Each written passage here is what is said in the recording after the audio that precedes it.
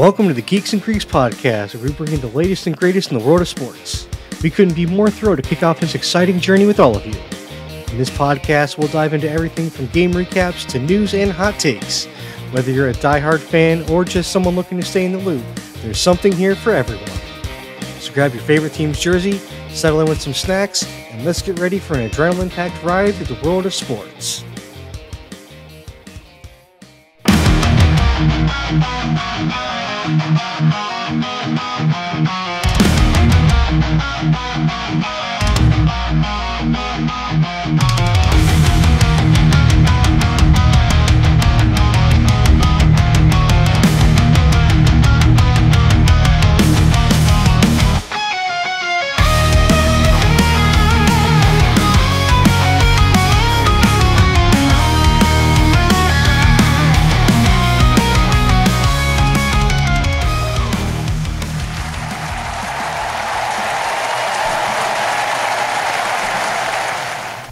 All right, and that's the sound of Eagles fans rejoicing by moving on to the Divisional Round of the playoffs after destroying the Green Bay Packers in the wild card round. Yeah. You know, it's really funny being in Philadelphia for this because, like, we're such a negative city. And everyone's like, oh, that game was shit. And Jalen looked so bad. And Barkley looked terrible. And everyone had a bad game. And it's like, the lead was never smaller than 6. It was never smaller than 6. We scored first. We stayed ahead the whole game. Like, I don't understand it. Barkley got 119 yards. Everyone in Philly is, like, massively upset about this. I mean, like, they all go, well, a win's a win at the end of it. It's like, we won by 12.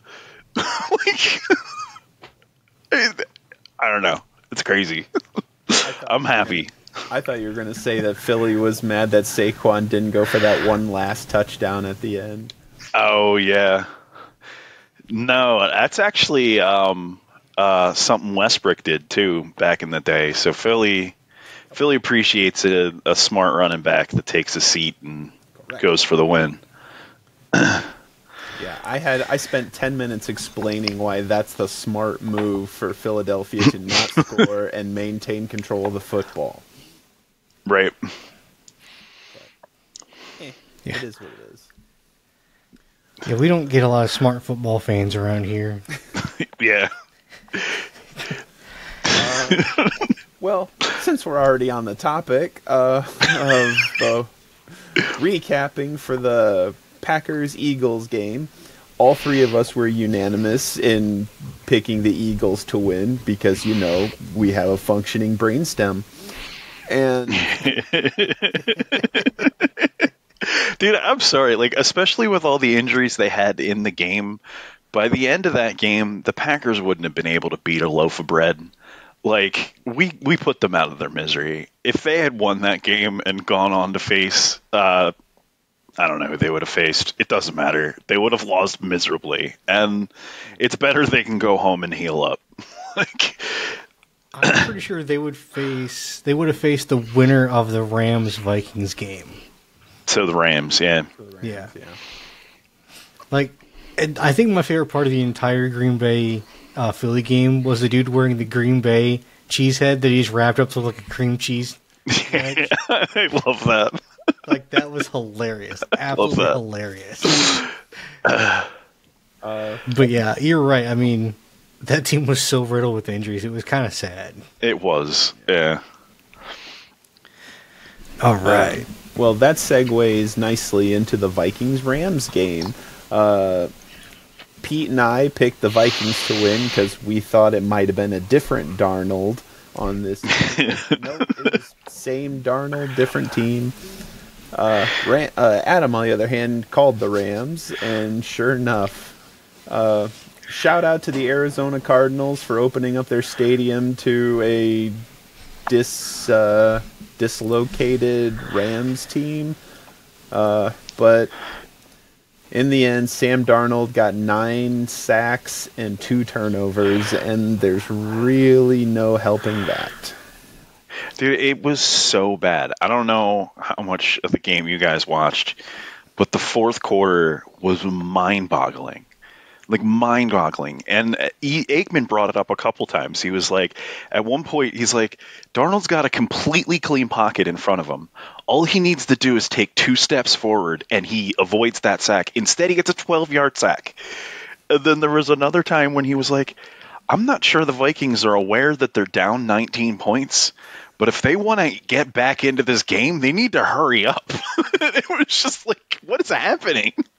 Yeah, and the funny part about that is just that in there itself is there was multiple times where he could have had a clean pocket, but because he would step either into the oncoming blitz, he would get sacked. But yet at the same time on I think it was Tuesday because that was the Monday night game, Dan Orlovsky's trying to tell us that the offensive line failed him. No. He didn't fail the team. No. And he wasn't the problem. It was the offensive line was the problem. Yeah. And I'm like, I'm sorry, did we watch the same game? Right? He stepped into the blitz. He stepped into the defensive line. The offensive line didn't fail. He failed. It's like the TikToks I kind of sent you, the Facebook videos I sent you. He made poopy in his pants when the defensive line showed up. It's true. When the game matters, he can't perform. We've seen this time and time again. I'm sorry. He did well in the season. He's like Kirk Cousins. He does great in the regular season. He fails in the playoffs when it matters. He's kind of like Dak Prescott. He does great in the regular season. He fails in the playoffs when it matters. He cannot step up when it matters. So, I mean, if you want to pay, $40-50 million for a dude that's going to get you to the playoffs, go for it. You're never going to win a playoff game that matters with Sam Darnold. All right, so here's the trick, right? You have a backup quarterback, and then you just bench Darnold going into the playoffs and have your backup take you all the way through. Well, seeing as that Minnesota has already come out and said that Daniel Jones is going to be their backup next year. Yeah, Jesus. That's not going to work. Daniel Jones is not, that's the wrong guy to pick. I mean, J.J. McCarthy's their third string at this point because he was on ACL injury for this year. Yeah. So I guess if you're going to be bringing third string to be your playoff quarterback, sure. I guess. It's such a mess over there in Minnesota. I don't know how they made it. I don't know how they were that good. They shouldn't have been that good. They just shouldn't have been. I mean, like I said, he fooled us for the season. He really did. And then when the games mattered the most, he shrank. Yeah. I mean, I could see him getting another year or two to maybe straighten it out. I mean, this was the first year he's looked pretty good. Maybe something might change, but I'm not paying him a ton of money for it. Oh yeah, he lost himself so much money in this game. I'd give you a 1 year deal for $20 million. I'll give you a 1 year prove it deal for $20-25 million. Yeah. If you prove it, and if you prove it to me more than just the regular season, then we'll talk. That's about it. Yeah.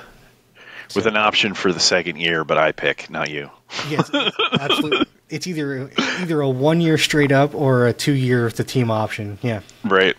So, that's it. Take your pick. Yep. So, yeah, you ain't getting a player option on that second year. Absolutely not, Bucko. Right. Moving on to the Chargers versus Texans. Adam and I chose the Chargers, and Pete was the correct one, choosing the Texans. 4 interceptions by Justin Herbert. Yeah. If you didn't catch the Texans special team coach when the Texans blocked the Chargers' 2-point attempt and the special teams ran it in for a touchdown, then you do not know the face of joy. That guy ran 50 yards down the sideline and I swear jumped 4 feet in the air, and he was ecstatic, and it was priceless. Oh, it was great. I mean, I'm starting to fall off the Justin Herbert. I'm starting to be done with Herbert, man. Again, this guy's kind of starting to turn into the same quarterback as kind of like Andy Dalton, man. Again, he'll get it done in the season. He doesn't get it done when the lights are brightest. This is multiple times we've seen him in the playoffs and just have these kind of games. Yeah. I don't know what it is. It's weird because it's like when a new breed of quarterbacks come out, new draft of quarterbacks come out, rather, you get all excited for these guys, and it feels like the playing field's wide open, and then it just whittles down to 2 guys, 3 guys. You got Jared Goff, maybe. You got Jalen Hurts, maybe. Like, those guys are maybes in the question, and then you got Lamar Jackson, and you got Patrick Mahomes, and like everyone else is starting to look mid-tier. They're starting to really knock off because they can't get anywhere. I mean, like, because then after Mahomes, we got, like I said, we got Burrow, we got Allen, meh. We got Herbert after that. Like, we've got these guys that I don't know. Like, I don't know, and it's funny because other than Matt Stafford and there's one other guy that was in the playoffs that was like old, because Stafford's like 36, 37. Right. There was somebody else, I can't remember who it is, that was like about the same. Russell Wilson. Yeah. Like, those two dudes were old. Other than that, like, I think Mahomes was the oldest at 29. Mahomes isn't even 30 yet. Jesus. Yeah, he's going to be 30 next season. And I'm just going to say it, man. He still looks 16. Yeah. Like, I wouldn't serve that man alcohol. If you take that beard off him, he absolutely looks like he should be still in high school. Right? And, we lost a generation of quarterbacks. Like, we lost a full generation between, like, Stafford and Wilson and Mahomes. Like, that entire generation is gone. Yeah. Even Geno Smith is from that same generation. He just disappeared for a few years and we forgot about him. So, yeah, it's crazy. But, yeah, I mean, as far as the game with the Chargers and Texans, I picked the Chargers because they looked good going into the playoffs. They were on a roll. They've been playing well. Houston basically got him by default. Yeah. Like, they really did. I mean, because they looked bad the last, 2 or 3 weeks. They really did. They didn't look good. They were just kind of stumbling along. I figured San Diego. Wow. I figured that the Chargers, that LA would do more with it. And, yeah, I was wrong on that one. Yeah. Moving along to Steelers versus Ravens, where Derrick Henry was a rushing machine with 26 carries, 186 yards, and 2 touchdowns. That's Saquon numbers right there, man. Yeah. The 3 of us all picked the Ravens. We saw it from a mile away. Yeah, I mean, Tomlin, this is Tomlin, Mike Tomlin. It doesn't matter who the quarterback is. It's the same quarterback, same Mike Tomlin. Doesn't matter who anyone is. Like, this is what you're going to get. You're going to get a better than 500 season. You're going to get a 1 or 2 playoff games max, and that's it. The guy needs to go somewhere else. He's never going to have a low enough draft pick to get someone good. He's going to have to completely mortgage their future, which I can't remember the Steelers ever making a big blockbuster move-up deal. I mean, I think they moved up to get Roethlisberger, maybe. Maybe they got him late. I don't remember. But, they're not going to move up to get anybody. He's not going to win with anyone on his team right now. This is what you're going to get. He needs to move on. Just like Andy Reid. I mean, Andy Reid was Philadelphia's best quarterback or best coach ever, right? He went to 5 back-to-back NFC championships and a Super Bowl, and he went to the playoffs 9 times in 14 years. He is an incredibly impressive ratio. He's the winningest coach in Philly's history. And what he needed to do was leave Philadelphia, and now he's been to the playoffs every year. He's been in Kansas City, which I think is 8 years running at this point, and he's been to the last 4 Super Bowls. He's been to the last 7 AFC championships. He needed to leave, and I think that's what needs to happen with Tomlin. Tomlin just needs to leave this team and get a hold of some team he can take to the moon, and he'll have a better career. Yeah. I don't think they moved up, but they drafted him 11th in the first round. 11th isn't even that high. They must have just had that random bad year to get him. Yeah. But yeah, I mean, and I feel bad because I mean he's a great coach, but the problem is I don't know if I said it to you guys or if there was someone else I was talking to, but like he was like, I feel like Pittsburgh's like GM front office almost has like a running joke going, like just to see how bad of a team they can put together, to see how bad of a team can they give Tomlin and still make the playoffs. Yeah. It's like how much of a shit team can we put together but still make the playoffs? Yeah. That's what they're doing. The team sucks, but he still makes the playoffs every year. Yep. Because how many years have we gone into the season thinking they'll be lucky to scratch 500? And right. yet somehow they still do and make the playoffs every year. Yep. Like they're a 10-win team, 11-win team, somehow, every year. Yeah. Tomlin's been the coach of the Steelers for 18 years, and he's made the postseason 11 of them. Yeah. But he hasn't won a playoff game since Obama was still president.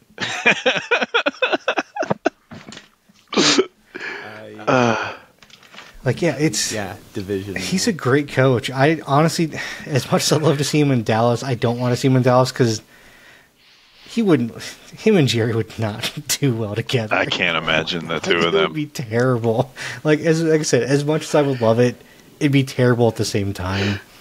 One of those guys would be in a fist fight, I swear. Oh, yeah, absolutely. Because I couldn't see it. I mean, I don't know. I honestly don't know where I'd want to see him go. Like, I mean, seeing him in Houston be fun, but D'Amico Ryans has done so well down there, I wouldn't want to see him leave.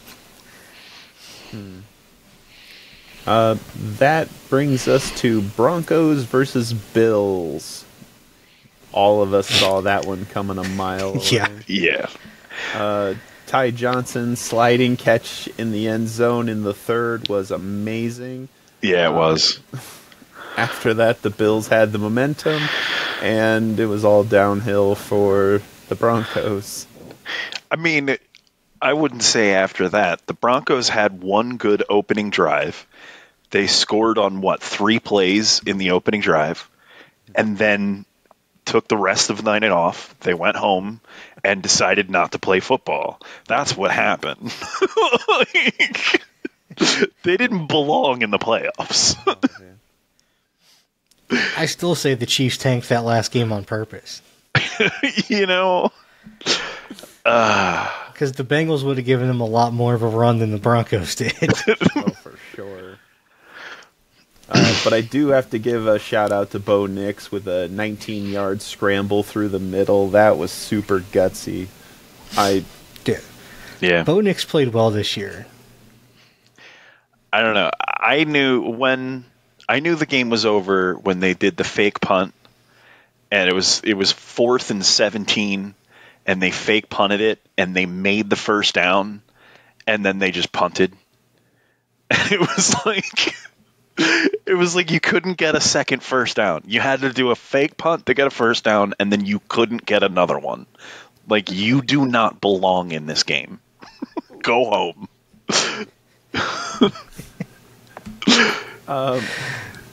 Moving along to Commanders versus Buccaneers.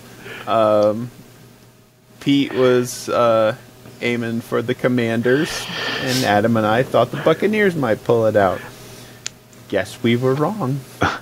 I'll tell you what, man. We had 6 games this week, and only one of them was competitive, and it was this one.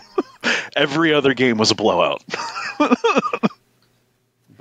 then you had the Buccaneers strategizing for the rookie quarterback, and they were... He's only a kid, Harry. We can...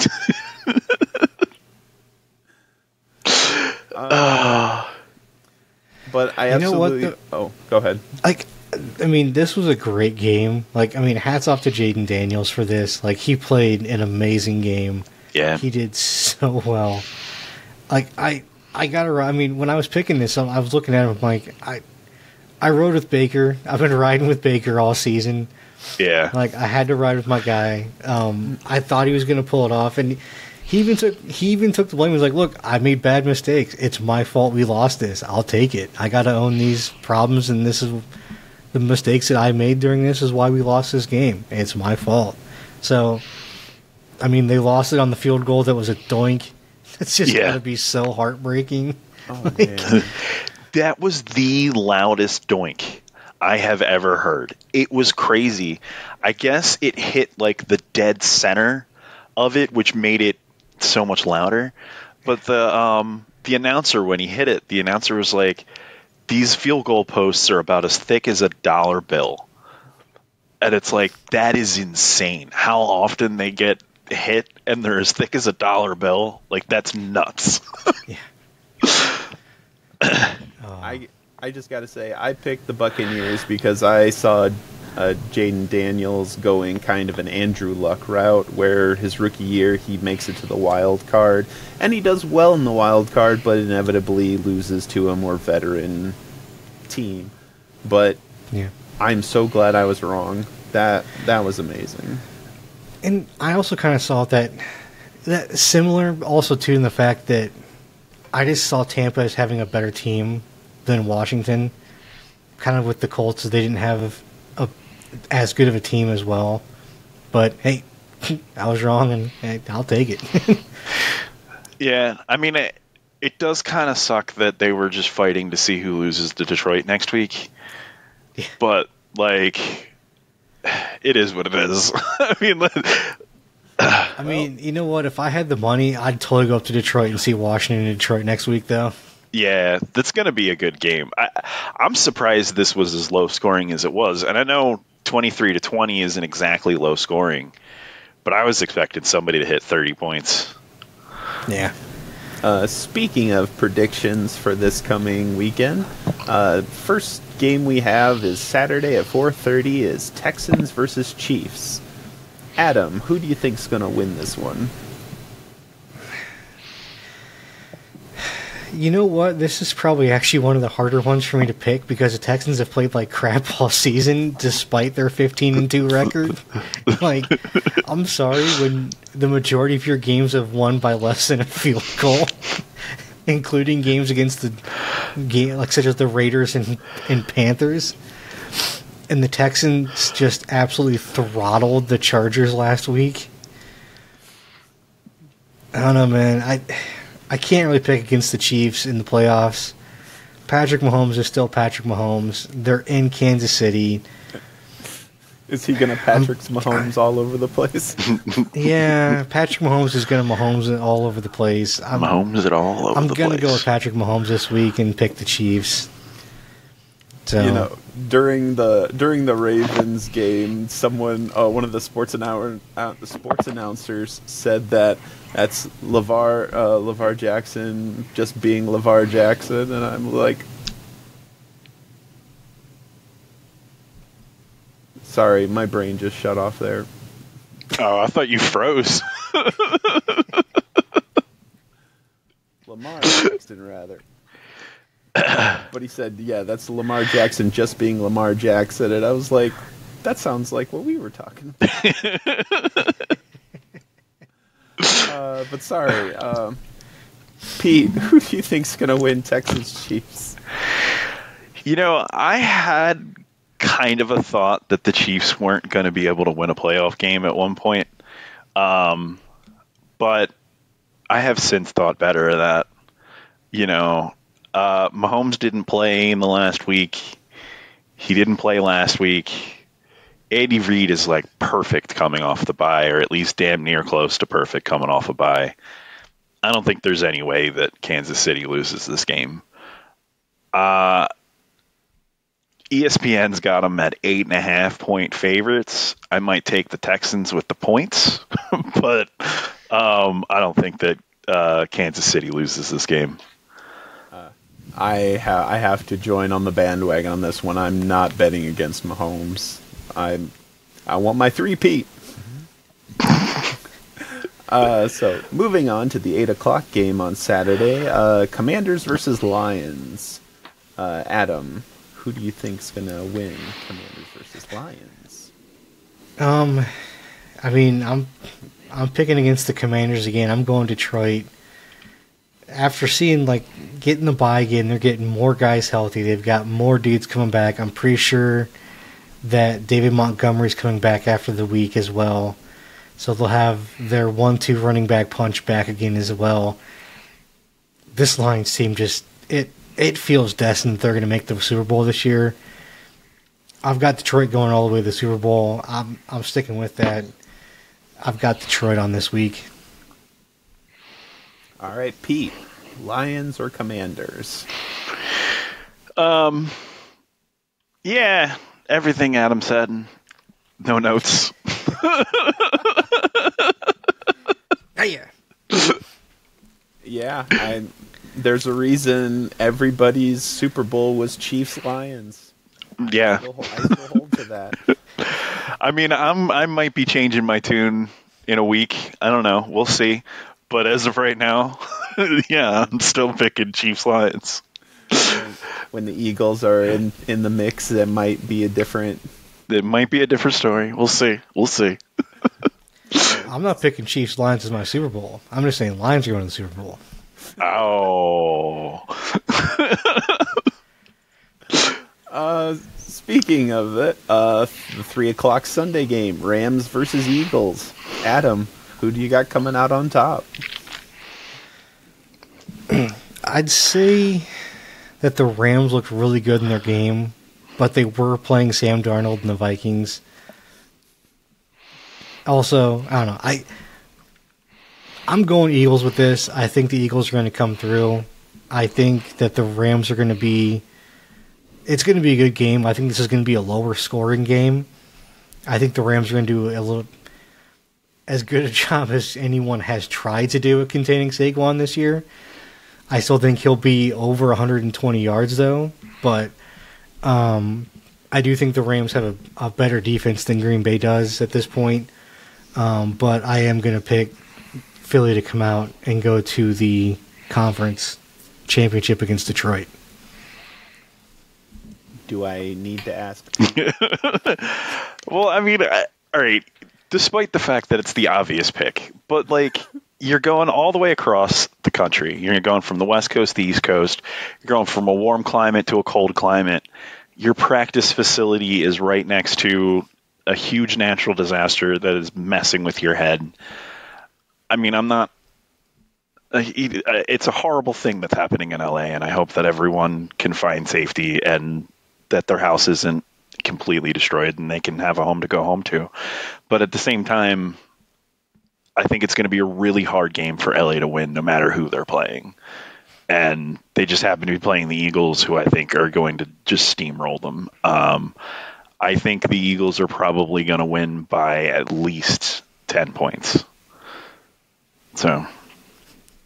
And yet Philly will still complain it was only 10 points. Oh, yeah, no, absolutely. And, like, you know, a terrible game. Saquon will put up 125, and they'll talk about how he did nothing in the game. He was a bum. Right, he was a bum. He didn't contribute at all. And Nick is a terrible head coach, and he can't control the team. A.J. Brown will be reading a book on the sideline. Again. There's a prop bet for you. Do you think Saquon will get plus or minus 150 yards? Oh, 150 is real high. Mm-hmm. I'd say minus 150, but I'd say plus 120. Yeah, Eagles all the way. I was thinking Eagles.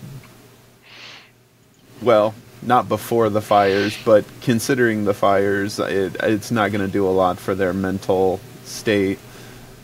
Yeah. And then for the final game, 6:30 on Sunday, Ravens versus Bills. Nail biter, but I really want to see what happens. Adam, who do you think's coming out on top? Is this in Baltimore or is this in Buffalo? Buffalo. In Buffalo. Mm-hmm. You know what? I mean, honestly, I think regardless, I'm going with Baltimore in this one. Yeah. Yeah. Baltimore's my pick for the Super Bowl this year. I actually have Baltimore going to the Super Bowl this year. So Because one of the biggest reasons that Buffalo plays usually so well in Buffalo when it snows and has the bad weather is that they can run the ball very well. So can Baltimore. Yeah. Baltimore's got a better run game than Buffalo does. Lamar's a better running quarterback than Josh Allen is. Derrick Henry's a better running back than Dalvin Cook is. So I'm taking Baltimore over Buffalo in this. I think this is probably going to be the best game of the weekend, to be honest. So I'm excited for this game, but I've got Baltimore in this. Yeah. Yeah. I agree this is going to be the best game this week. I think it's going to be the most competitive one. They're calling for it. ESPN has this as an over-under of 51, and Baltimore is 1-point favorites.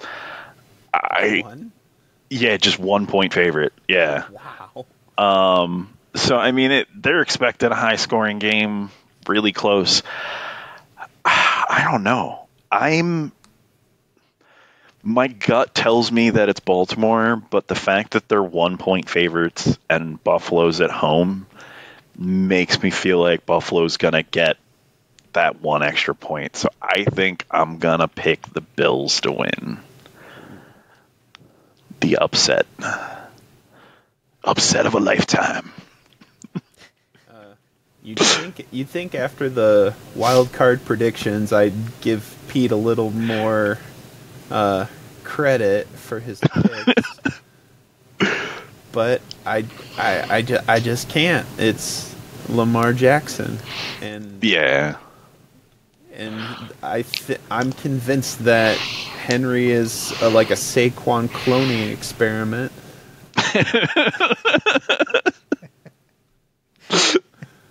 But yeah, I think that quarterback running back combo is dangerous, and I think it's really going to be a high scoring game. But I think Ravens are going to come out on top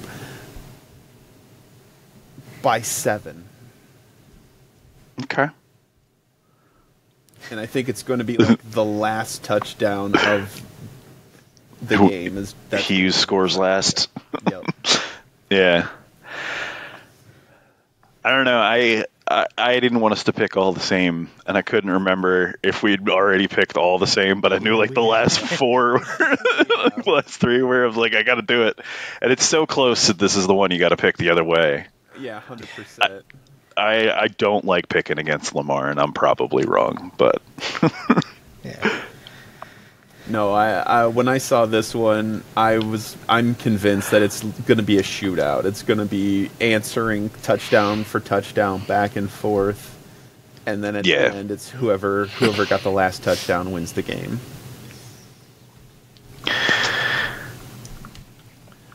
All right. That brings us to the elimination post-mortem, where we talk about the teams that have been eliminated from the playoffs, this time quite literally eliminated from the playoffs. I mean, we already talked about Pittsburgh. Yeah. Yeah, do we have much more to say about Pittsburgh? I think we kind of covered it already. No, not really. I mean, other than the fact that they've already released Wilson and Justin Fields and don't really have a quarterback on staff, that's about it. They've released Justin Fields? Yep. That's hilarious. That's hilarious. It's just, you get it halfway through the season, he's like, you know what, I don't want this guy, I want that guy. And then he gets to the end of the season, he's like, nah, I don't even want either one of them. Yeah. It's all right, so who's left? I'm like, well, who's the free agents? You got Sam Darnold, you got technically Daniel Jones is out there. You got Jameis Winston. Oh, yeah, you got Russell Wilson and Justin Fields are free agents. The free agent quarterback market is garbage this year. Oh, man. I was blown away when I found out they only signed Russell Wilson to a 1-year contract. Like, really? Oh, okay. Yeah. I mean, 1-year prove-it contract. Again, why not? Dude's like 36 years old. Fair enough. Moving on to the Denver Broncos, having 10-7 record, only winning against Buccaneers, Jets, Saints, Panthers, Falcons, Browns, Colts, Chiefs, and the Raiders twice. Finally losing in the wild card to the Bills. Bills. Thank you. Overachieved. Way They overachieved. straight overachieved this year. I mean, we were expecting them to be a bottom-feeding team this season. I think they said they were projected to at most win 6 games, and they got 10. Mm-hmm. I mean, top marks, man. Kudos. Bo Nix sat about the first half of the season, came in, played well. I mean, there's nowhere to go but up at this point. I mean, they played well. They did what most thought they weren't going to do. And, I mean, you bolster up a little bit more in that offense and get a bit more of a running game or an offensive line, you might be able to make an actual run. Yeah. I mean, it's Bo Nix's first year. He made it to the playoffs, lost in the first round. I don't know. They didn't belong in that game. Somebody had to get the number 7 seed. It was them. Like, it was a stumbling into the playoffs and then proof that you shouldn't have been there, in my opinion. Moving along to the Tampa Bay Buccaneers, ending this regular season at 10-7, having won against the Commanders, Lions, Eagles, Giants, Raiders, Chargers, Saints twice, and the Panthers twice, finally being eliminated by the Commanders in the wild card. Their draft, they took Graham Barton in the first and defensive end Chris Braswell in the second. I mean, this is... Yeah, I mean, again, it's one of those teams where they're just kind of perennially a wild card team. This is kind of one of those purgatory teams where they're never going to be a team that's in championship contention, but they've got a good enough team to just always kind of be at the bottom end of the wild cards. I mean, I can't say wild card because they win the division because they can't get the wild card because their division just isn't that great. Yeah. But they've got good enough players. So, I mean, until they do a fire sale and really just kind of blow up the team, they're kind of just going to be in this purgatory. And even then, the division's so bad, they might still win the division. Yeah, I mean, I remember early on in the season, Brady was calling a Tampa Bay game, and they quoted Baker Mayfield saying that he had said that he was brought in to bring the fun back to football in Tampa Bay. And Brady was all like, well, I don't know about that. I don't know if this is supposed to be fun. I mean, this is work, blah, blah, blah. I'm Tom Brady. Boring, boring, boring. Life sucks. And, like, I think that's kind of, in a way, an analysis of what happened this season. I mean, like, the fact that your quarterback thought that your locker room was boring, and then your old quarterback was on TV bitching about how he got called boring by being boring on air. Like, and it was just like, football's not supposed to be fun. Like, who says that? You know, and I feel like that was kind of it. Like, the culture isn't right in Tampa, and something has happened since Tom left, and they have no identity, they have no culture, they just don't have the right atmosphere to play at an elite level. And until they do, I think you're right. I don't think they'll ever be out of the wild card game. Yeah. And I mean, which sucks because, I mean, it's Florida. Shit should be fun. Right? Like, I'm sorry. Like, as much as we give Florida crap, Florida should be fun, especially on Tampa. Like, when you're on the beach, on the Gulf, even like Jacksonville and Miami, and like in this place, you're on the ocean, you're on the Gulf.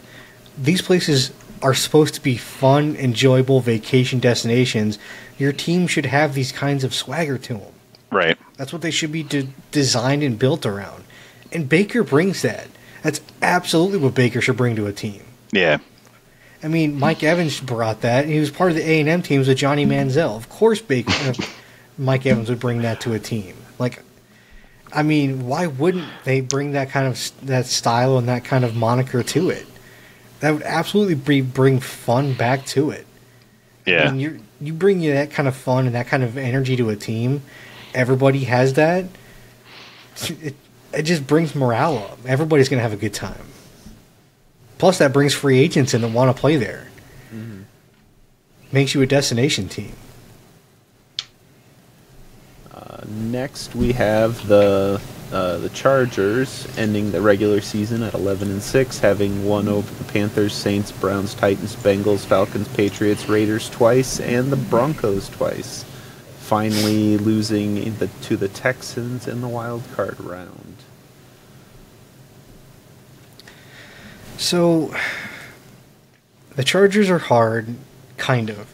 You have first-year head coach with Jim Harbaugh. You also have LA on fire. So not a lot of people want to go to an on-fire city. Mm-hmm. But, no. Sorry, bad joke. But no, you have a first-year head coach. It's going to take him a few years to really get his system, his style into play. So it's going to take a few years to really get that going.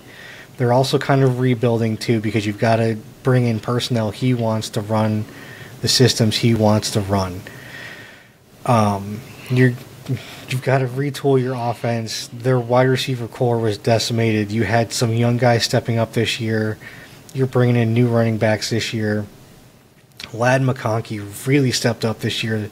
That rookie receiver was a menace out there and looked really, really good. I think he's going to take a big step next year as well. You've got some good players in there. You're building.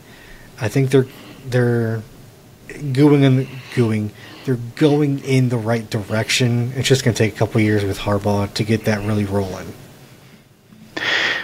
Yeah, I mean, I think that's a lot to do with it. Honestly, this is what I've grown to expect from San Diego as well. Or not San Diego. The Chargers. Because it's who they've always been. I mean, it's even going back to their days with Phillip Rivers. Like, Phillip Rivers was a great quarterback in the regular season and then did nothing when it come to crunch time. Once December hits, they just disappear. And that's the way, the Chargers have been. Or, as long as I can remember, once December hits, the Chargers just kind of disappear. And I'm just not shocked they fizzled out. Yep. I mean, I think they were even like that with Dan Fouts back in the 80s. Yeah. I mean, their number one receiver is a guy named Ladd McConkey. Yep. And Ladd McConkey. His first name is Ladd. That is ridiculous. Although I think it's his middle name. But he's a rookie. He had 1,100 yards. I mean, he had 7 touchdowns. That's really good for a rookie. He had a great year. Like, they do have what looks to be a higher ceiling than this, but we'll see if they can get past it. Yeah, and I think their second receiver was Quinton Johnson, who had a really good year too. Yeah. So they've got the bones of a good younger core that's developing right now. Yeah. Quinton Johnson's only in his second year. Yeah. So That brings us to the Green Bay Packers, ending the regular season at 11-6, having won over the Bears, Dolphins, Saints, the entire NFC West, and the entire AFC South. Finally being eliminated in the wild card by the Eagles. Thank you, Eagles. They had 9 draft picks this year, 5 of them in the first 3 rounds, which they used to get 2 linebackers, an offensive tackle, a safety, and running back Marshawn Lloyd, who wasn't great. Yeah. I mean, the Packers are the Packers, and they're going to packer all over the place.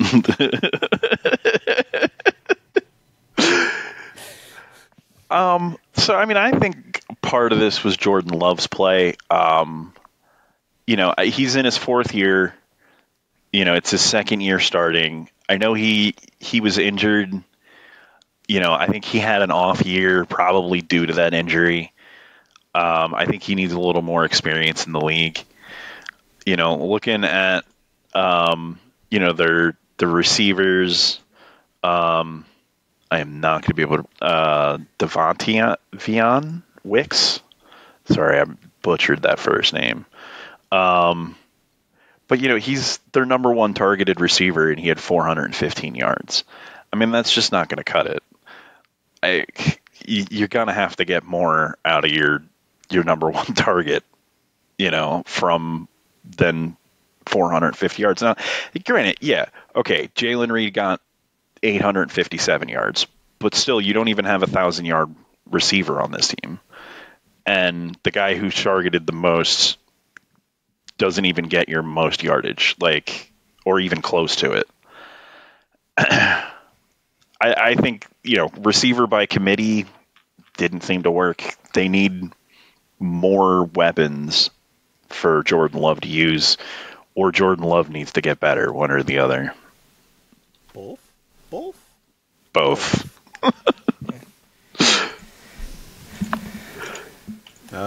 That brings us to the Minnesota Vikings, with the best record so far amongst the eliminated at 14-3, having won over the entire AFC South, along with the Giants, 49ers, Packers, Jets, Cardinals, Falcons, Seahawks, Bears twice, and the Packers twice. Finally being eliminated in the wild card by the Rams. Thank you, Rams. Yeah. I mean, I don't know if there's much to talk about this. The problem was Sam Darnold. Yeah, Sam Darnold fell apart. You need a quarterback. Plain and simple. Yeah. Sam Darnold was the problem. He's why they lost. Then they did draft quarterback J.J. McCarthy in the first round, but unfortunately less than a month after being signed, he went down with a torn meniscus in his right knee in the preseason opener against the Raiders. In the preseason opener, really? That sucks. Yeah, so until we see JJ, there's nothing that can be said. Until we actually see him, on the field and making throws. So, like I said, Sam Darnold had a great regular season. So, I'll give him props for having a really the best regular season by far of his career. Mm-hmm. And, like I said, he could just be another Phillip Rivers. Great regular season. Don't count on him for the playoffs. Yep. All right. And that brings us to the next segment of the podcast, the Geeks and Greeks Most Valuable Player.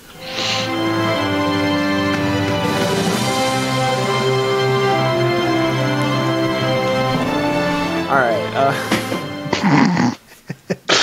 So this is where we recognize the most valuable player for each position or general area, as the case may be. Starting with the most valuable defense player. Now, for the most valuable defense player, our nominees are Ahmed Sauce Gardner of the New York Jets, Myles Garrett of the Cleveland Browns, Javon Holland of the Dolphins, Chris Jones of the Chiefs, Dexter Lawrence of the Giants, and Roquan Smith of Baltimore Ravens. I think it's Roquan. Roquan, yeah. Thank you.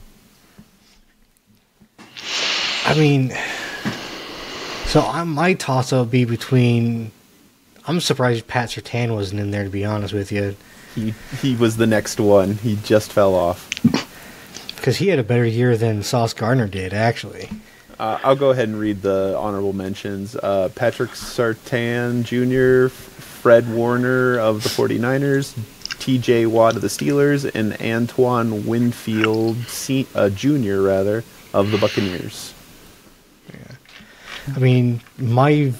It's hard between Myles Garrett. Myles Garrett was such a beast this year. That dude was insane. That'd probably be who my vote would be Myles Garrett. Yeah, I think actually I was going to go Sauce Gardner. Probably just because I heard his name a lot more in my travels, but it's going to be who I'll go with. I would probably vote for Myles Garrett specifically because he was instrumental in the Steelers game where the Browns beat the Steelers.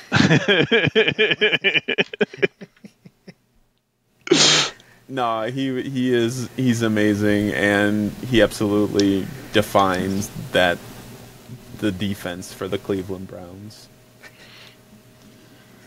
Moving Plus, on. he's the only guy to ever take off a helmet and beat somebody with it.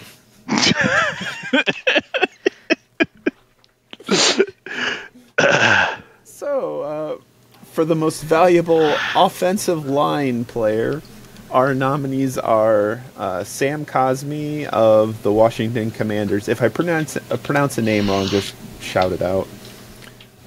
Creed Humphrey of the Kansas City Chiefs, Tyler Linderbaum of the Ravens, Chris Lindstrom of the Falcons, Frank Ragnow of the Lions, Penei Sewell of the Lions. Penei Sewell. Yeah. Joe Thuney of the Chiefs, Trent Williams of the Niners, and Tristan Wirfs of the Buccaneers. You said this was offensive line. Yes. And you're talking about most valuable player. Yes. And you did not say a single Philadelphia Eagles name. Yes. Lane Johnson didn't let in a single sack this season. That's my pick. I'm so offended you didn't even say one. I wasn't even going to say Lane Johnson. I was going to say Cam Jurgens because I assumed you were going to put Cam Jurgens in there. He's first string All-Pro. Like, what? I'm so offended. The Eagles have the best offensive line of the league. I will say that Lane Johnson and Jordan Mailata Malata. Okay. We're both on the honorable mentions list. Okay. Well, both of them should be on the main list. I mean, Lane Johnson didn't let up a single sack this entire season. How is he not your best right tackle? I don't understand. I mean, I'd personally say Penei Sewell, honestly. I mean, what other offensive linemen's getting hook and ladder plays run for him? So, Pete's voting for Lane Johnson, apparently. Yep. What you thinking, Adam? Penei Sewell. Also first team All-Pro. And I think I don't think he got a touchdown. I know he had a couple of hook and ladder running plays ran for him too. Oh yeah. Most notably in the Dallas game when they were up like 45-7. You couldn't embarrass us enough. You had to run a hook and ladder to the line. Right. Isn't that the one where they did it back to back? And it was like, and then the refs didn't announce that he was eligible, so they threw a flag, and they're like, "Oh, never mind, it was." Yep. Yeah, it was. That was great. I would probably give a shout out to Creed Humphrey from the Chiefs because he's on the Chiefs. Yeah. And I was gonna do Pete's move and give a stink why Ryan Kelly wasn't on the list, but Pete beat me to it. So. Starting to think Tom's becoming more of a Chiefs fan than a Colts fan. I know. Suppose that's what happens when you spend a decade in the gutter. Moving on to the most valuable tight end. The nominees are Mark Andrews of the Ravens, T.J. Hookinson of the Vikings, Travis Kelce of the Chiefs, George Kittle of the Niners, Sam Laporta of the Lions, and Trey McBride of the Cardinals. How is Brock Bowers not here? He was the best tight end in the rookie. He was also, I'm pretty sure, wasn't he first team All-Pro? Can we kick Travis Kelce on this list too? Because I'm pretty sure he's just on this list because of what he did last year, not this year. Yeah. I vote for kicking off Travis Kelce and adding Brock Bowers, and I'll vote for him too. Yeah. Yeah, I'm going to Brock Bowers. Well, I was going to say... Who made this list anyway? I did. Sorry, buddy. Anyway.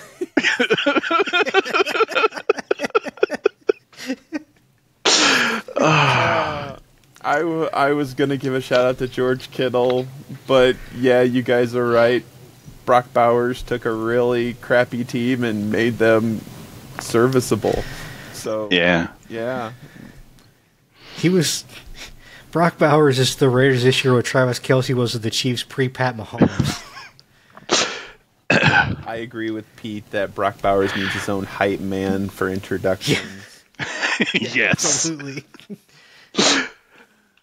Moving on to the most valuable running back, the nominees are Saquon Barkley of the Philadelphia Eagles, and congratulations to Saquon Barkley.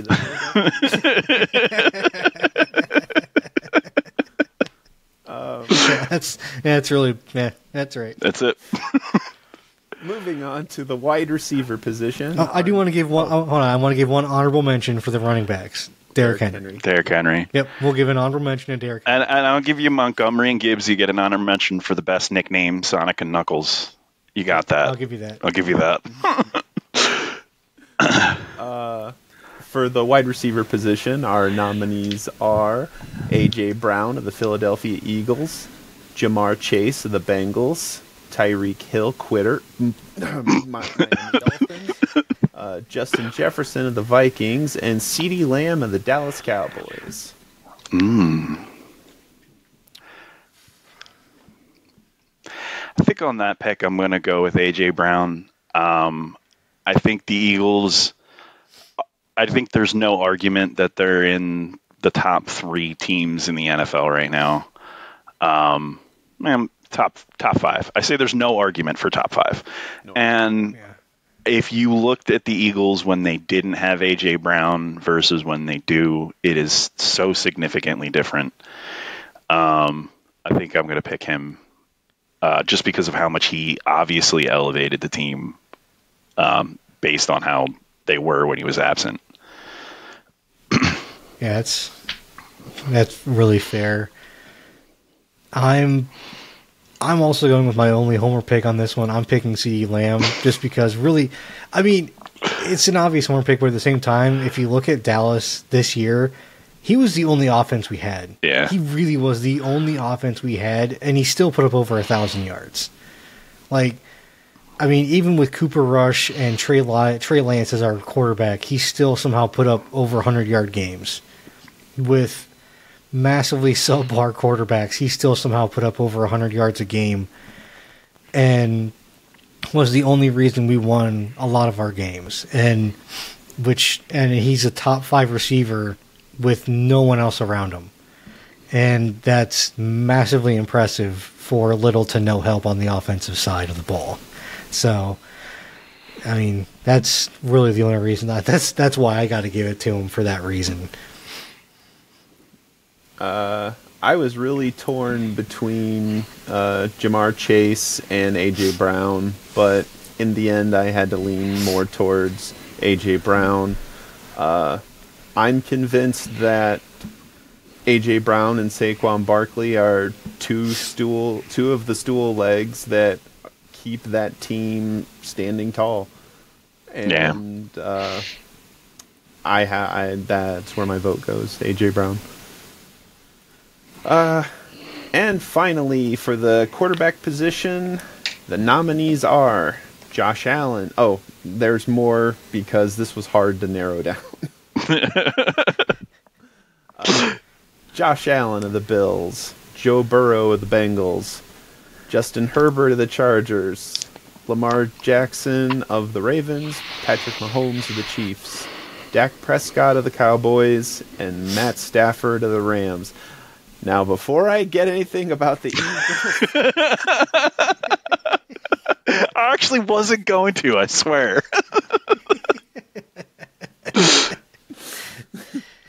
Honestly, if anything, I'd be like, I don't know if Pat Mahomes deserves to be on this list this year. No, I'm giving you shit, Tom. Oh, heck. No. Honestly, for just based off this year, I mean, for me, it's going to be Lamar. I mean, between passing and rushing yards, and, I mean, also touchdown interception ratio, I mean, the man only had 4 interceptions all season, as opposed to, I think, 30 touchdowns or something like that this season? 41. 41, yeah. 41 touchdowns to 4 interceptions. Like, that is insane. Like, his his production this season was otherworldly, and over 4,500 passing yards. Like, it's ridiculous what he did this season. Like, I mean, it's outrageous. I loved watching him play. He looked so comfortable this season too. Like, he wasn't jittery. He looked poised. He looked comfortable. It was just a beautiful thing to watch when he played. Yeah, I mean, I agree. I actually was not going to give you shit for not putting Hurts on here, because I don't think Hurts belongs in the conversation for the best quarterback. I mean, he's top 5, but not number 1 for sure. And I think it is Lamar Jackson. It's hard to argue. He has got one of the best arms in the league. He's got one of the best legs in the league. Like, he is a true dual threat quarterback. He put up 4,100 yards this season alone. 41 touchdowns and only 4 interceptions. Like, that's literally an interception per 1,000 yards. Like, that's insanity. So I think it's definitely the best a quarterback could have done this year, not just the best a quarterback did, honestly. I know I'm going to get grief about this, but I wrestled between Mahomes and Jackson up until the very end, when I realized that this is the best quarterback for 2024. Yeah. So, isolating the year, I have to give it to Lamar Jackson. Yeah. And it's just like you said, that man owns the field behind that line, and just he's great. I am legitimately going to be sad when the Chiefs play the Ravens. I'm not going to be sad, because we're going to be treated to one of the greatest shows of all time. Like, those two quarterbacks are going to put on like a WrestleMania caliber show, and it's going to be fireworks and pizzazz and shenanigans too, quite frankly, because the refs always have shenanigans at Chiefs games. It's going to be great. It's going to be a spectacle when the two of them play. I can't wait. And the best part of it too is this would be part 2 this season, because they played the opening game this year. Right. Yes, they did. So we already got this once. Yeah. And the Chiefs came out on top. Mm-hmm. And if you include his rushing touchdowns too, he only had 4 rushing touchdowns this entire season. So if you include rushing touchdowns, he had 45 touchdowns to 4 interceptions, and I don't think he lost a fumble this year. So yeah, it's crazy. Which is also more impressive, because that's also why I like him more too. Is he's a dual threat, but he doesn't look to run first. He's always looking to pass, and he only runs if he has to run. Right. Like, now there are some plays where obviously it's designed for him to run, but he's not one of these quarterbacks that drops back and instantly tries to take off and scrambles off right away. Yeah. He's a pocket passer that can run when he has to. Yeah. That brings us to the final segment of our podcast, the trivia set. Oh, I missed one. I'm sorry. Adam, do you want to... All right. Yeah. Sorry, little technical difficulty. Do you want to start us off on our NBA Game of the Week? Yeah. All right. Here comes a new challenger. All right. All right. So we're going to start something new, since the NFL season has pretty much wrapped up and we've got the playoffs going right now.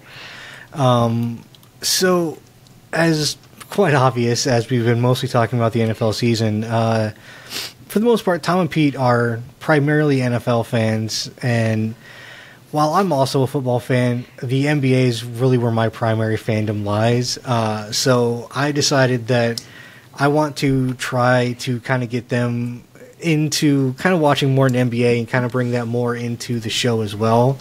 So what we're going to start doing is I'm going to start giving the guys one game a week to watch, just to kind of bring in a new element to the show, and just to bring in something new element, and just to kind of have some fun with stuff. And I'm going to give them something too, just to kind of like one thing a week to like kind of watch and pay attention to. Nothing over the top, but just like I said, just to bring in something new and have some fun. And I think we're going to kind of enjoy it as well.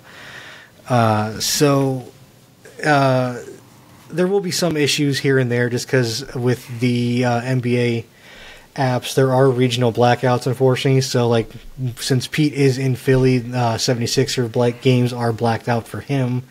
And since me and Tom are in northern Indiana, unfortunately, both Pacers and Bulls games are blacked out for us. Pistons too, right? Huh? Are we blacked out for the Pistons too? No, we can get Pistons games, just Bulls and Pacers for some reason. I don't know why, but if we had a VPN, we can obviously change our locations where that wouldn't be a problem, but... Shh, don't tell them the secret. I think they know. There's nothing they can do about it. Then why do they keep blacking the games out? I don't understand. Because they want everyone to go to the damn games. Yeah, fair. So, and also if you live local, they expect, like most like big market areas where they're at have them on local stuff, so like WGN and all that would have like Bulls games. Indy has their stuff, like all the local areas have their local channels. So I know, like, I've also heard that, like, if you, with the Suns in particular, like, if you call the Suns and be like, hey, I live locally and like but can't get the games, they'll send you like a free HD antenna so you can get the games locally for free. Oh, that's awesome. So I wonder if some teams around here and there that are starting to do things like that so they can build local fan bases around there, so you don't have to worry about stuff like that. So I wonder if the Sixers will do that, because I haven't been able to validate the expense. I know it's not much, but it's just like, I don't want to go through the hassle. I don't care that much. I don't want I don't need the Farmer 5. I'm okay. Well, and the problem too, like, at least, I mean, like for me and Tom, since we don't live in Indianapolis or Chicago, for us, we'd have to get cable to get the games. Yeah. So it's like we don't live in the major cities that have the teams in them, so it's not a locals channel for us. Yeah, that sucks. So it's like, I mean, they might be on maybe ABC, maybe, but that's also going to hold the same national games that the NBA would be putting on anyway, so it may not even be the Bulls or Pacers. Yeah. So it's kind of annoying for us since we don't live in the actual cities that we're blocked out of. We just happen to live in the middle of both of them. So, I don't know. It's weird that the Pistons aren't. I'm kind of glad they're not, but we got the lesser of three evils.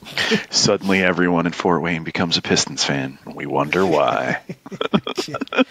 I guess. I mean, the Pistons have sucked since like the early 2000s. Have sucked since like the late 2000s. You're lucky I knew the Pistons played in Detroit, buddy. I'm just saying. The Malice in the Palace, man. Sure. It's one of the greatest things ever. Oh, I might have to have you guys go back and watch that one. That was interesting. That was kind of cool. Like, that was like legit. The players went up into the stands and were fighting the fans. Oh, that's insane. Yeah, that was like, yeah, that took the NBA a while to recover from it, and even the Pacers and the Pistons took them a while to recover from that one. I'm sorry, that is so quintessential Detroit to me. Like, it wasn't even Detroit; it was the Pacers. It was in Detroit, and the Pacers players went up into the stands. So yeah, they were in Detroit, and this was like when like Detroit was like still good, and the Pacers were really good too. So they had a pretty big rivalry going at the time, and they were playing, and a fan threw a beer and hit one of the Pacers players, and he got pissed and went up into the stands, and then actually ended up hitting the wrong fan. Oh man. But yeah, they got like 60 something, like 50 game suspensions. Like they brought the hammer down after that. Like it was a big thing. You know what I love about professional wrestling is when you trash talk a professional wrestler, you boo them or you hiss them or you throw a beer at them, they just kind of continue to taunt you. They don't show up in the stands and punch you in the face. And then, like, also, we don't have to hear about it in the news for the next, like, 6 weeks because some fan was mean to some professional wrestler. That never happens. Fans are allowed to be as mean as they want to professional wrestlers, and the professional wrestlers are like, yeah, I'm doing my job well. That's one of the reasons I love it. Well, also to be fair, usually when they used to throw the stuff at him like that, they'd go out and beat him, and then the cops would direct the fan back and be like, see, should have done that, huh? Well, yeah, but that was the 70s. I mean, what do you expected? 70s and 80s. Yeah, cops were a lot different back then. Also, nowadays, people don't throw beers at him anymore. I mean, unless you're at like the 20 fan indie show that nobody cares about. Right. But hey, that guy still ain't complaining. He's happy a beer got thrown at him. I'm just saying. Yeah, that's his payment. I mean, Hangman used to grab the beer and drink it. Sandman probably still does. Exactly. All right, back to what we were talking about. So the game for this week, actually, we're going to go back. This game actually happened a week ago. This was from January 8th. This is going to be the Cleveland Cavaliers versus the Oklahoma City Thunder. This game, these were the number 1 and number 2 teams in the NBA. Both were first in their conference. And this was a really, really... I've actually already seen this one, but this was a really, really good game. At the time, the Thunder were the number 1 ranked defensive team in the NBA, and the Cavs were the number 1 ranked offensive team in the NBA. And I thought, like, when I saw this, I'm like, you know what, this is going to be a perfect game to start this whole segment off with. 2 top-ranked teams. There wasn't a whole lot of, like, showboating with this. Those are just 2 top teams just going back and forth. You know, just really good basketball being played. And really, honestly, all I'm kind of for this one, all I want, just give me the starting lineups and just kind of honestly just general thoughts and like kind of who made the biggest impacts on the game that wasn't the referees. All right. I could see Pete being like referee, like shut up. Actually, listen. You know, if you want a fan who's not going to complain about referees, it's going to be me right now because I don't know what a good call or a bad call is. So how am I supposed to be like, oh, he wasn't charging or whatever a foul in basketball is? And one thing I will say, so a couple of things I will say that it's funny. There's stuff we've talked about before on the show. I don't know if you know or not, but with NBA they do have coaches challenges. So you can challenge like calls and stuff on the floor for the NBA and stuff like that. You start off with 1 challenge per team. If you succeed, if you win the challenge, you get it back. Nice. So if you win the challenge, you can keep getting it as long as you keep winning your challenges, and you can challenge fouls.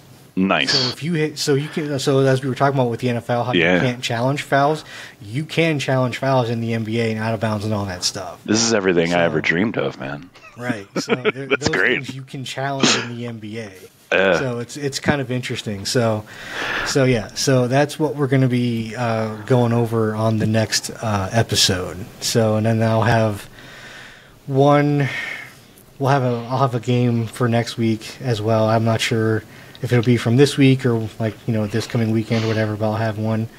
And there might be some games where I go back where I might have one that might be. I might find one on YouTube that's like from maybe that might be like an earlier 2000s or 2010s. I might do one that's not on the NBA, but I'll make sure that's like that we can all get it and watch it, just to kind of maybe even like watch like the differences in eras, like this era compared to like 2000s, or just see differences in how games were played back then as opposed to now. So, but yeah, just something that's kind of different, and just like I said, to bring a new and different flavor to the show since NFL is kind of winding down, and just to bring a new flair to the show. So sounds good. So yeah. All right. So moving on to the final segment of the podcast, the trivia section. This is a little game I call local cuisine. Now, certain food is synonymous with certain areas. Pizza's associated. Cheesesteak. Pizza's associated with New York and Chicago, clam chowder with New England, and cheesesteaks are associated with New Jersey. But I have a list of signature dishes that have a home within an NFL stadium. I didn't even hear Pete grind his teeth when I said that cheesesteaks were from New Jersey. I don't think I caught that you said cheesesteaks are from New Jersey. I mean, I heard it. I was waiting for it. I'm like, wait, he's not going to say anything? What? I will describe a stadium's signature dish, and you tell me what team/stadium is responsible for this creation. Now, is this over all sports, or is this like are we doing just a certain NFL? Okay. Now, I understand that menu items come and go, but even if alligator jambalaya and crawfish pies are not served anymore, it is still a signature dish of the Saints. All right. By the way, that's really one of the things they serve there. I mean, I believe it's Louisiana. Yeah. I 100% believe that. Probably a top seller, too. I mean, I'd try it. I'm not going to lie. I wouldn't. I'm not doing crawfish, man. It's just shrimp. I don't like shrimp. Lobster. I don't like lobster. Oh, I do like lobster. Lobster's okay. I don't like fish, man. We've been through this. Adam, a brat topped with slaw, barbecue sauce, and Funyuns. Brat with slaw and Funyuns. And barbecue sauce.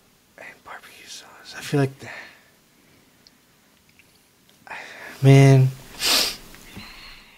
I feel like that could be Nashville, but I feel like Nashville's is going to be more like barbecue, like ribs or something like that. This feels super like white people food, so I'm going to go with Indy. Incorrect. Pete, do you want to steal? Yes, and I do agree with you that it sounds like super white people food, but I also feel like New England is known for their brats, so I'm going to go with the Patriots.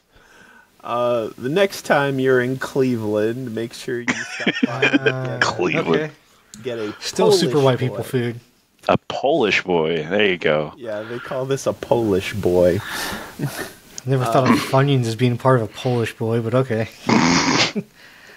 Pete, chicken tenders encrusted with flamin' hot Cheetos, topped with mango salsa and sriracha mayonnaise, wrapped in a tortilla, taco style. Wrapped in a tortilla taco style. What? This sounds delicious. It does sound delicious. I think I'm making that for lunch tomorrow. Wow, yeah. Let's see.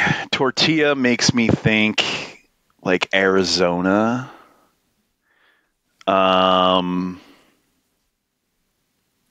Maybe the Chargers, maybe the Rams.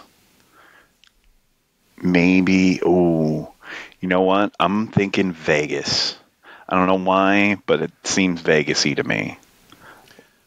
Incorrect. Damn. Do you want to steal?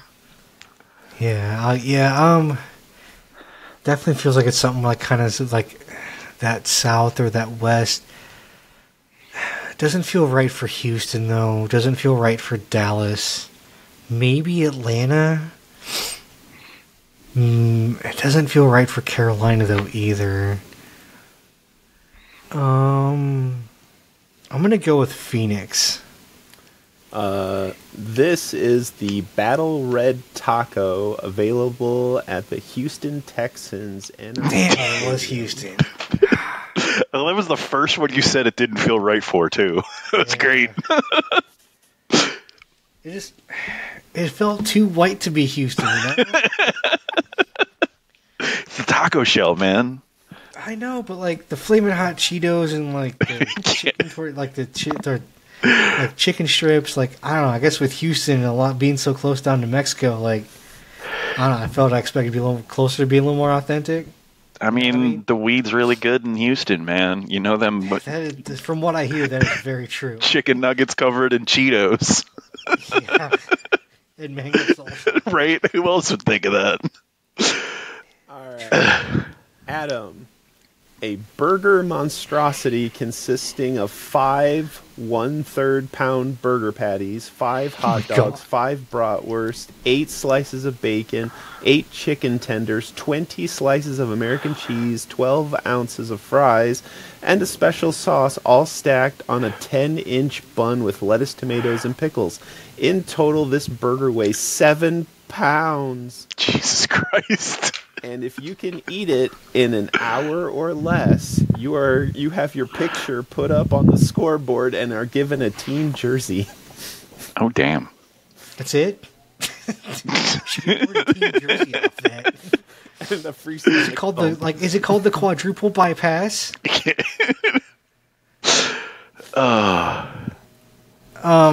Good God, fuck me. Like, shit, dude.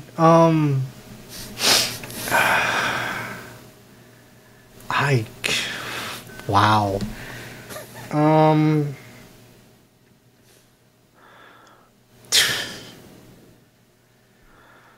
Okay, what NFL stadium is really close to a hospital?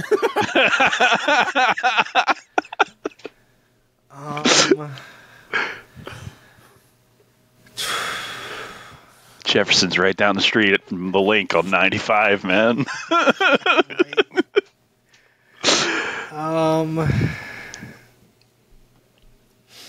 I don't even think Philly's this crazy.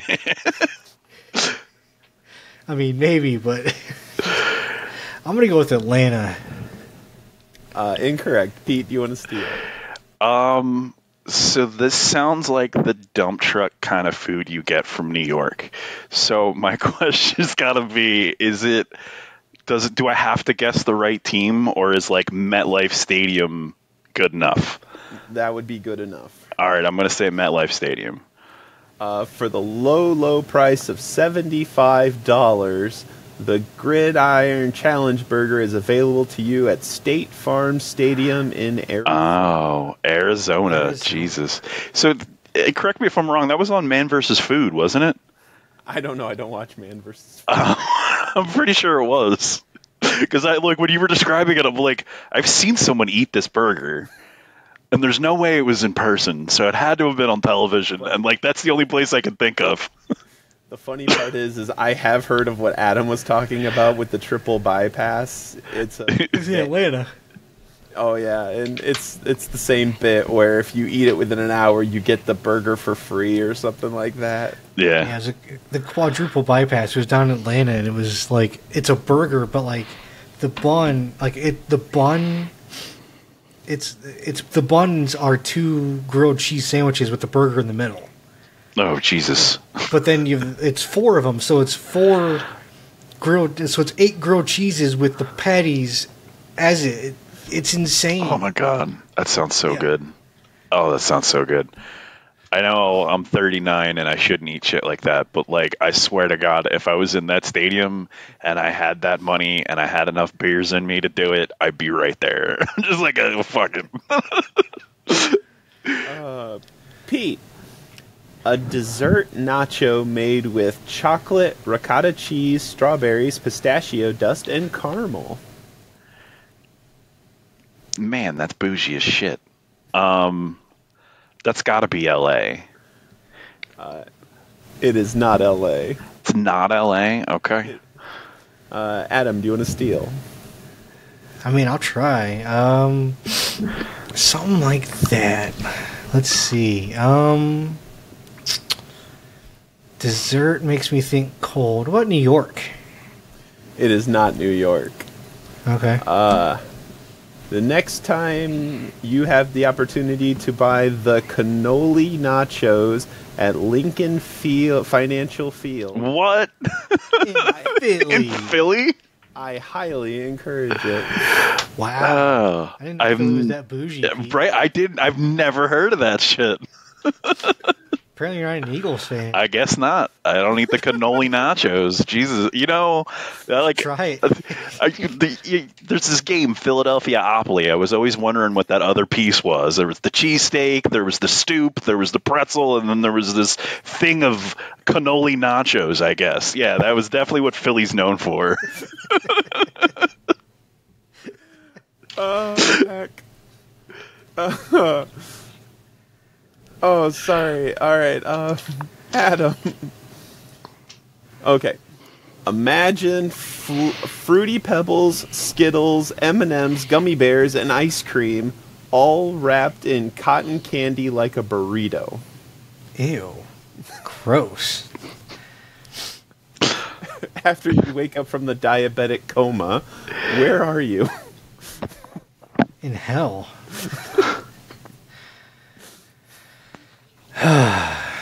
So this one's mine. What place has really bad tasting food? I'm gonna go back to Indy. Back to Indy. Not Indy. Oh, shit. This is Dallas, isn't it? Dude, this is the type of shit that my daughter orders, and I try to talk her out of it, and I do everything I can to talk her out of it, and she's like, no, Dad, I absolutely have to have it. And then she takes one bite and then throws it in the trash. Like, that's what happens when you order this thing. Jesus. Fruity Pebbles, Skittles, ice cream, cotton candy, all mixed together like a burrito. Mm-hmm. That's gotta be like Minnesota. When you're done with your 7-pound burger at Arizona Cardinal Stadium, this is the perfect dessert to follow. Jesus Christ. It's in Arizona too? That's the second one. I didn't know we had doubles. Yeah, that's the only double in the game. Wow. Pete, a 16-ounce Angus burger, but the bun is two pepperoni pizzas. Jesus. I mean, that literally sounds like what I would order as my last meal if I were on death row. Like, that sounds fantastic. But again, it sounds like the garbage truck food you get in New York. So I'm again going to say MetLife Stadium. Not New York. Damn. Go to Steel. You said it's a burger or a steak in between two pieces of pizza? It's a 16-ounce Angus burger, but the bun is two pepperoni pizzas. I'm going to go with Dallas. It is Dallas. Oh, shit. Yeah. The pizza burger. That is not a pizza burger. I make pizza burgers often for my children. That is not a pizza burger. Pizza burger is a burger with pizza sauce and mozzarella cheese. That's it. Adam, for your last one of the game, a brat wrapped in a pretzel. This sounds like something out of Minnesota. It is in... Vikings. No. Damn it. Pete, you want to steal? This is the... Wait a minute. Now I'm trying to metagame it. What is that reaction? Minnesota Vikings, no. Who else was in Minnesota? It's a gray area, but I'll tell you when All right. when you guess. All right. So what was the food again? I'm sorry. It's a brat wrapped in a pretzel. It's a brat wrapped in a pretzel. I'm just gonna shoot in the dark and say Detroit. It is actually the Green Bay Packers. Now, there is a little gray area here that the Vikings claim something similar, but the Packers have had it way longer and it's more established. They even call it a brat in a blanket. There you go. I'm shocked we didn't have any Boston brats. And Pete, for the last one of the game... Oh, we got one more. All right.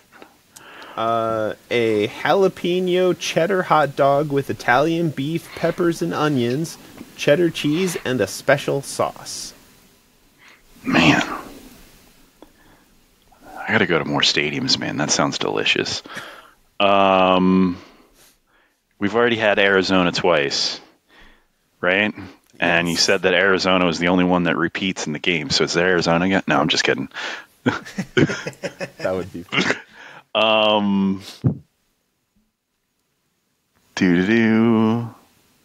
Man, jalapeno hot dog. It's gonna be Southwest. So I'm gonna go LA again, I guess. Incorrect. Adam, do you want to steal? Jalapeno. Well, it's not Houston or Dallas. We've already done those. No one else repeated. It's not New Orleans.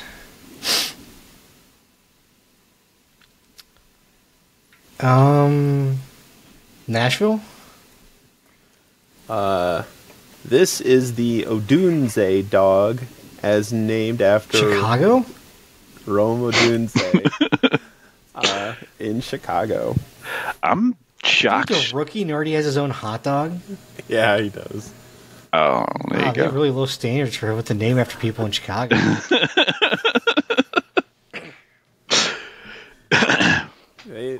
They still have a Mariota burger in Kansas City, I think.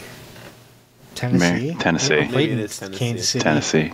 Yeah, one of them is, it's like where he got drafted to, but they still have his Tennessee. burger even though he doesn't play there anymore. I don't know if they still make it, but they used to have a Roethlisberger over in Pittsburgh. But it wasn't in the stadium. It was like in the neighborhood. I mean, that would make sense, though. At least the dude won a couple Super Bowls there. Yeah, well, and his last name has got burger in it. Yeah. Burger, Yeah. That makes You gotta sense. go with Yeah, it. that's fair. And it wasn't one of these like it's going to kill you if you eat it burgers. I mean, it is, but not like instantly kill you, because it was just like a regular burger, but it was on like sourdough and had like French fries on it or something.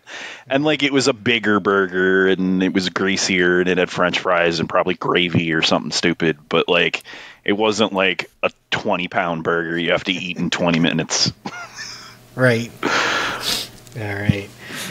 I think that's going to be it for us, unless you guys got anything else you want to add real quick at the end. Go Birds. I got a couple quick ones.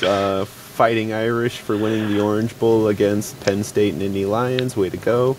Congratulations to Cooper Flagg of the Dukes men's basketball team for scoring 42 points against Notre Dame. And congratulations for Keon Brooks. So, wait, hold on. Okay. So you congratulate Notre Dame for winning one game, then you congratulate the dude for stopping Notre Dame in the other game. It's a balance. Fair and balanced journalism. Tom Garman. All right. I guess. All right. But seriously, Cooper Flagg of Duke, he's a freshman. He scored 42 of Duke's 86 points. Damn. This was his 5th college game, and he's an absolute monster. Wow. And an even other note on that, he reclassified. He is only 17 at this point. What? No, He should be a senior right now in high school. He had his birthday in December. reclassified up a year. Now. Well, he's 18 now, yeah, but he reclassified to go up a year. Yep. So Because he wants to get his one and done. Yep. And he's right now trending to be the number one pick in this year's NBA draft. Damn. And also, congrats to Keon Brooks Jr. from Fort Wayne, Indiana, who signed with the Pelicans this week. Way to go. Ooh. And Yeah, that's because that is the most injury-riddled team in the NBA right now. As many players as they can get. But hey, dude's going to get paid. Dude's going to get paid. So, congratulations. All right, guys, that's it for us for today. Thanks so much for tuning in. Be sure to like and subscribe so you can never miss an episode of the Geeks and Greeks podcast on YouTube, Spotify, Apple, and Amazon. Until next time, may the coin toss of life be in your favor. Later. Peace.